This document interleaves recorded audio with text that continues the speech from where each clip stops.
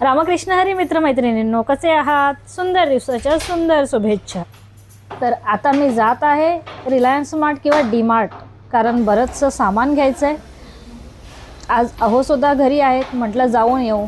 एकटीला जायला जमत नाही, कारण इथे डी मार्ट किंवा रिलायन्स मार्ट खूप लांब आहेत आणि ट्रॅव्हल म्हणजे काही ट्रान्सपोर्टेशनचं काही साधन नाही इथे. अहो घरी असले की बरं पडतं, गाडी असते, पटकन जाऊन येता येतं, वेळसुद्धा वाचतो.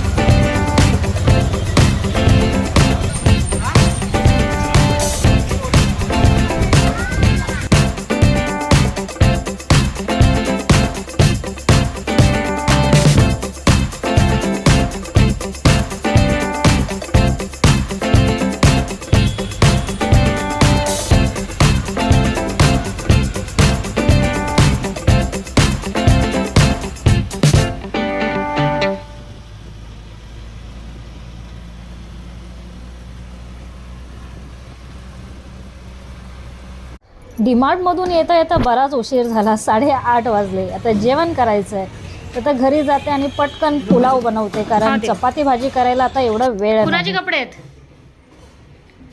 अण्णांना समजतच नाही आता बोललेलं पहिल्यासारखं. कविता बोलते बघा, कविता.